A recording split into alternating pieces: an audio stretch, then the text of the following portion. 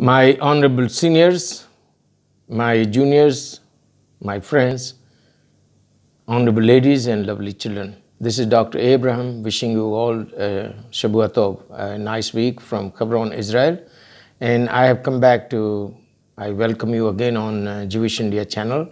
And I have come back on the channel to discuss today's Torah portion, weekly Torah portion, what we read in the synagogue. Its name is Ve'ha'alotzcha. Ve'ha'alotzcha. This is in Hebrew. And it's from the book of Bamidbar in Hebrew, and in English it's called Numbers.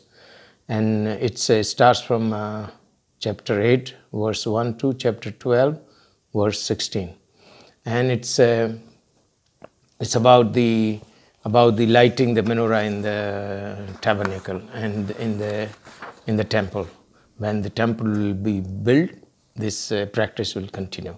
So God said to Moses to pass on to Aaron to light the menorah candles, and all the menorah candles must be pointing to the central pole of the candle stand. So it's 7 arms. So all 6 will point. Left side will point to this side, and the right side will point to this, towards the central pole of menorah. And we have discussed about how the menorah was made with one piece of gold. It was hammered, and 7 arms. This side, both the side, right side and left side, and in the middle there was 1 arm. And that light, the lamp it used to hold. Okay, so this is about menorah, lighting candle in the tabernacle. The second thing was discussed in the parasha. Second thing is discussed in the parasha about the inauguration of the Levites, to take them into the temple service, service of God in tabernacle. So Moses selected all the Levites, qualified. There is a qualification for Levites, 25 years of age, training for 5 years in the temple regarding the temple service rituals and everything, and they had to be purified.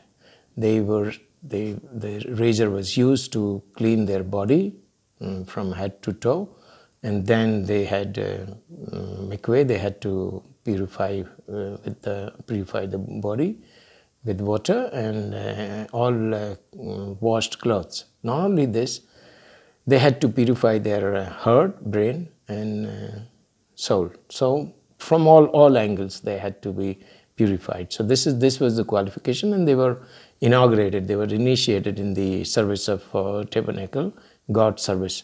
And how they were all brought at the gate of the tabernacle, and all the Israelites were also called, and they put their heads on there. They lay down their hands on their heads. And that was sort of a sacrifice for the Israelites. The service of Levites was a kind of a sacrifice for Israelites to Hashem. So this was they did already. And then the Levites were brought into the service of God. The second thing came in the parasha is the Pesach offering in the desert. The God said to Moses to pass on to Israelites that in any condition, you have to continue this Pesach sacrifice. Just before the Pesach, you have to sacrifice the lamb. Whether it is in any condition, you cannot stop it. Whether it comes on Saturday also, you have to do it. And also, this was also the Pesach Shani. Okay, there were some people, they were not purified or not pure on the first on the Pesach day. So then they complained to Moses that, what is this? We cannot do anything. So Moses consulted Hashem, and he said yes. God said to Moses that okay, they could do after 1 month exactly the same thing. Pesach Seder with matzah, maror, and everything. They could have a second Pesach. So it's called Pesach Shani. They are not allowed to eat any other thing except the Matzah. But this is not the 7 days. This is only for one day. They could sacrifice the lamb and also have the Seder, okay, the Lele Seder, to remember all the tough life, you know, to remember all our ancestors, you know, the toughness. I mean, their life was very hardship and toughness. So it was like, you know, it was told, the Pesachs, and God told Moses to tell the Israelites that they could have after 1 month, exactly after 1 month, which will be called Pesach Sheni, the second Pesach. Now from here starts the divine journey, okay? And how it was, they started, I think, after 1 year. After 1 year near the Sinai, they started the journey to the Holy Land, to the given promised land. So, how they started? When there will be a cloud on the tabernacle, they will not move. When the cloud will be lifted or disappear, they will move. And sometime the cloud will stay for a while, for a day, 2 days, 10 days. Till then, the Israelites will not move. They will not move ahead. So this was during the day there was a cloud, and during the night it looked like a fire on the tabernacle, and fire in the tabernacle. So it was easy to understand that God's presence is there. God is with us, and God was for sure with them.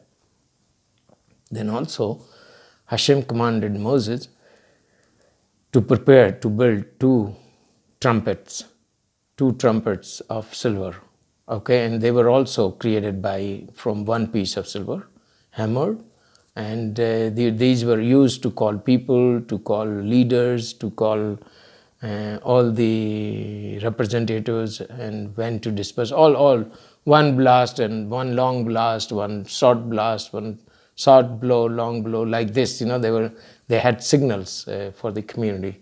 So it was easy to call everybody and to tell them what to do and what people have to come.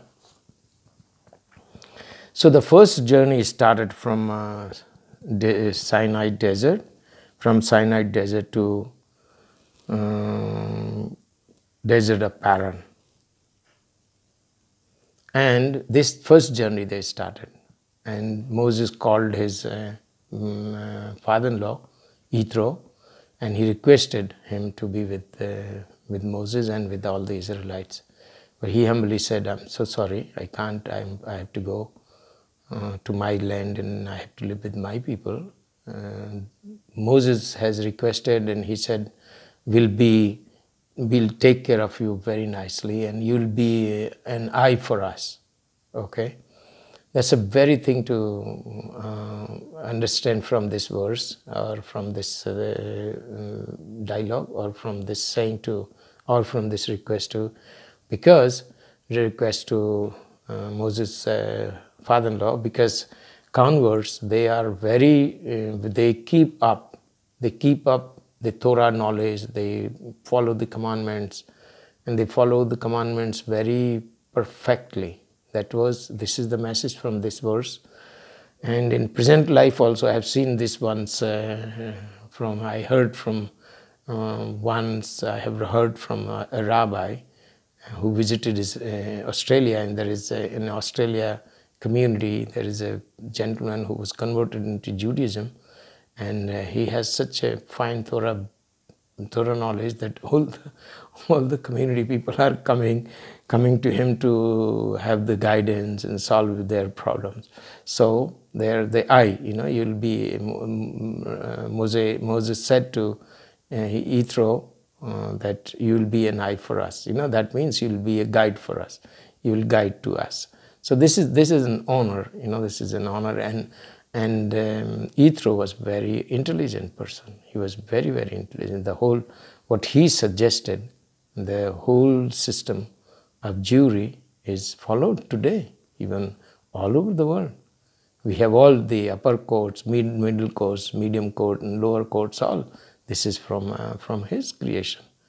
So he was an intelligent person. So they started from first journey from desert, Sinai desert to desert of Paran they came. Okay, and unfortunately Moses' father-in-law didn't accompany them. After that, we have discussed about the people. Okay, they were dissatisfied. They were not satisfied with the journey. Okay, so there are two complaints in this parasha, and they came from Israelites. So let's discuss about the first complaint. So what they said, we have so much difficulty in the journey. We are moving. Okay, so God was very, very unhappy with them. God said, I brought you out of Egypt. I'm giving you food, I'm taking care of you, and you're not happy. So a fire came and burned them. Okay, many people died. Okay, many people died. Almost they complained, whoever complained, they died. Okay, and then the second complaint. This is also very important to learn. The convert from the Egypt, in the Lot, when the Egypt's loss. I mean, the Egypt's Pharaoh couldn't do anything against Israelites. Then some of the Egyptians, they understood and they realized that Israeli God is a real God and very strong God. So they converted into Judaism, and then they instigated the local other Jewish people, and they said, we have left Egypt, and they said, we are not getting meat, we are not getting food, we are not getting meat, we are not enjoying this. In Egypt, we had everything free of cost, so and so forth. We had cucumbers, onions, garlic, and everything. God was giving them manna. But so God said, I'm going to punish these people again. Moses said, please, you write me off from your book, please. I think that this was a little bit tussle between Moses and Hashem. Okay, so he saved the people. God was angry, and he said, I cannot handle these people. Okay, so please do something. So God said, okay. So this is in this parasha also we have learned that the Sanhedrin was created. God said, you bring 70 people, all elders, learned people. You bring, and then you give your burden to them. Don't take everything on your soldiers, okay, your shoulders. And so what Moshe Rabbeinu did, he brought six people from every tribe. So he made 72, but less too he brought 70 people. And then God's Spirit came upon them, and they became all prophets, but that stayed only for a day. And God said, please go to your tents, go to your places where you are living. But there were two guys, Eldad and Medad. They stayed, Medad and Eldad. They stayed back in the tent. They didn't leave, they didn't go to their places, and they started giving prophecy. Moses' children and Joshua was a little bit different, a little bit upset. But Moses said, don't worry, Joshua, your place is your place. But these people, if God is giving them God's Spirit, it's fine. So this is this is the creation of Sanhedrin, and it continued till there was a first temple existed. So the Sanhedrin had all the decisions, all the problems, to solve the problems, and 70 fine Torah Hakamim and Torah scholars were in this. So So this is about the Sanhedrin's creation. Then also it is mentioned, this Torah portion, that Miriam criticized Moses Rabbeinu because of his previous wife and divorce and so on and so forth. And then God was not happy on this, and he gave Miriam a little bit curse, and she became absolutely, her body became white, like leukoderma. In medical condition, I'm a doctor, so that's what I'm talking about. Her body became white, and then she really was not happy, and then Moses prayed to God to pardon her, and then God said, you quarantine her for 7 days out of the camp. So she was away from the camp for 7 days, and then she was healed, and then all people waited for Miriam to come back, and then they continued their journey. So this is today's parasha. We have learned 2 things from this parasha. Number 1 is that whatever God is giving us, enjoy and live. Enjoy and live. Whatever God is giving us, this is what. Don't complain. He is already taking care of us. We might have a little bit problems, but He will give us the best. So worship Him, pray Him, be faithful to Him, and He'll take care of you. This is number 1. Number 2 is, don't do lashon hara. Don't criticize anybody like Miriam criticized Moses, and then she had to suffer. So, like these 2 messages we have got, and we have to follow. Thank you very much. And when we follow this, we could do really better. We could enjoy our life. We could help everybody, and for sure, Hashem will bless us and Hashem will for sure help us in our our family problems, national problems, and world's problems. Thank you very much indeed.